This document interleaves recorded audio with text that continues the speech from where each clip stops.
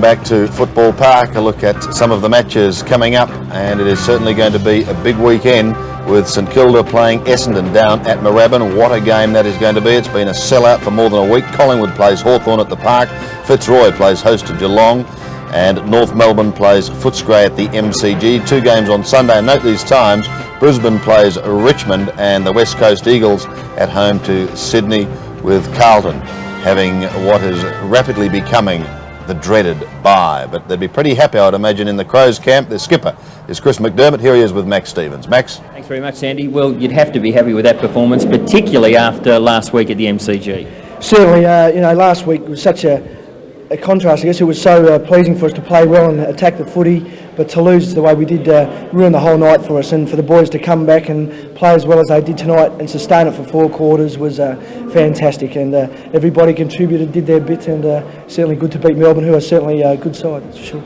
Well, Scott Hodges tonight showed a little promise compared with the way he's played over the last couple of weeks. He got a bit of confidence back tonight, do you feel, Chris? Oh, certainly. He got a bit back last week, although it mightn't have looked like it. He started to catch the footy and just started to find a little bit last week, and we were confident he'd go well tonight. And the ball stuck as it would, and the difference between playing well and playing badly is probably one catch or one goal for a full forward, and found his feet tonight and just gives us something to aim at, and it was great for him. What about you? Did you find a little life in the legs tonight, or find some life during the week after last week?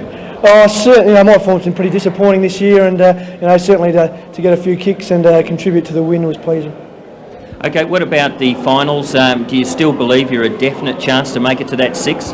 Oh, you've got to give yourself a chance. Once it's mathematically possible to make it, you're always a chance. And we've set our own goals this year. Obviously, we aim to win at home, where I guess we should, and certainly win a few away. And certainly we haven't given up hope of making the finals. There's a long way to go, and next week's another week. We've got Geelong at Geelong. That'll be no pushover, but it's important for us now that we win a couple of games in a row and get a bit of momentum.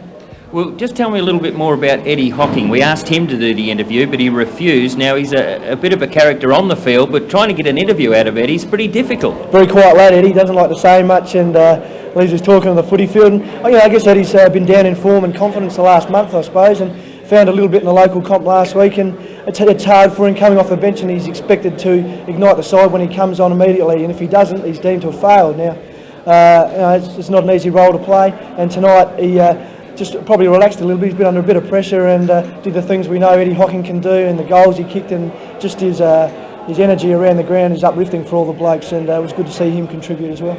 Okay, looking to next week, I mean, Adelaide's got a bit of a name at the moment for playing at home and night football. Cardinia Park, that's going to be tough. Certainly Geelong at Cardinia Park is a tough game, but anyone's beatable on the day, and if we play the way we played tonight, hit the footy and hit the play with the footy like we did, then we're a chance to beat anybody. Well, what did Graham say to you before the game? I mean, obviously it must have been similar to last week, but what was the preparation and build-up to tonight's performance? Certainly, I guess it was a little worrying. There's obviously a letdown after last week because we did play so well, and we just had to concentrate on getting ourselves up. So the pre-match was very concentrated in making sure we're all up and ready for the game, and against a side so good as Melbourne, it's important to start well, which we did, and I guess we haven't been doing lately. So the start was very important, and just that if we all continue to hit the footy hard and get hold of it first time, then eventually things would work for us, and we'd win a game if we could sustain it for 4 quarters, which we did tonight. Our fitness was very good, and we're all pretty confident that we can run the games out. I tell you what, you're a better talker than what you were about 2 years ago. Okay, mate, congratulations, Chris, a great captain's game. Thanks, mate. Tough. Oh, you're a tough man, Max Stevens. Yes, let's have a look at his stats, Don.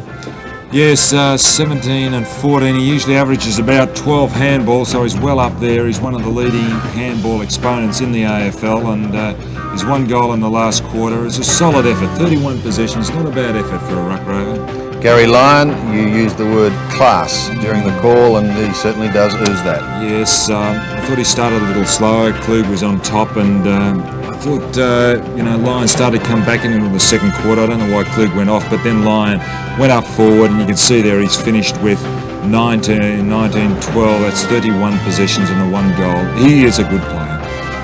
David Marshall, he was the one that really got them going. Look at that, 15 kicks in the first half. Yes, that's fantastic effort. I would have liked to have seen Keogh's stats too also in that half, because they started on one another on the wing, but Keogh went off or was taken off, and he continued on his way, didn't he? 28 kicks, It's 33 possessions, and it's a great effort. 1 goal in the first and 1 in the last.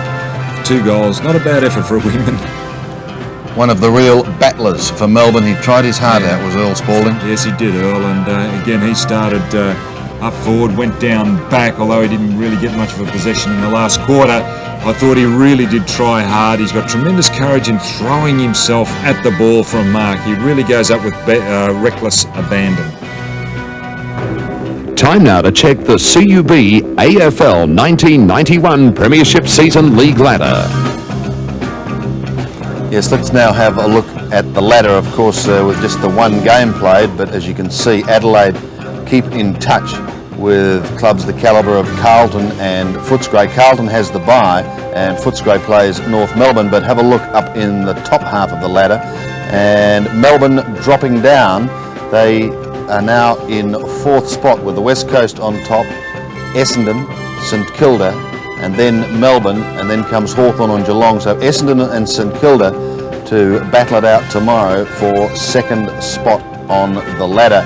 That draw that St Kilda had earlier on in the year may prove very valuable as the season goes on. David Marshall picked up 15 kicks in the first half, and he really was inspirational for the Adelaide Crows. Here he is with Max.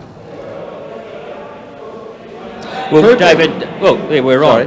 Congratulations, a fine effort. Now, I know you don't like harping on it, but you're one of the senior players, many games with Glenelg. You must be happy with the way you're playing. Oh, it was a good effort tonight. I can't say I've been playing that well up till tonight, but it was nice to get a few kicks again, yeah. Well, tell me, many people find it hard to believe that you were never approached by a VFL or AFL side until the Crows came up.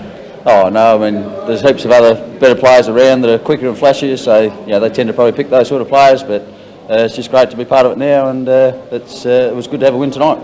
Well, as I said to Chris McDermott before, they're branding Adelaide as sort of a night football, home football side. How's that going to change, or is Cornsey working on that to make that change?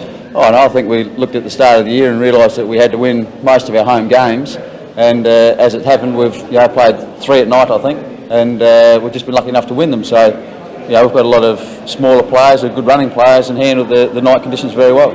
Okay, mate, well, that was a sensational effort by the team and you personally. Next week, just quickly, Cardinia Park? Yeah, well, they'll be obviously hard to beat down there, but we'll be out there having a go and giving it our best shot. Okay, thanks very much, David Marshall. A sensational effort tonight. Thanks, Max. Yes, let's now have a look ahead, because it certainly is a big week of football. On Tuesday, we've got the 2 state games. Tasmania, Victoria, South Australia, Victoria. Donald, firstly, Tasmania, Victoria, who do you think? Well, in both instances, Sandy, I would have gone for Victoria, but look, we had an injury tonight to Rod Owen, who was in the state squad, so injuries are going to really play a big part. Had everyone got through this weekend, I would have said Victoria in both matches. Oh, but you haven't even studied the form either, so it's a very brave move. All right, we hope you've enjoyed the game here tonight. A big win for the Adelaide Crows. On behalf of the team, good night to you all.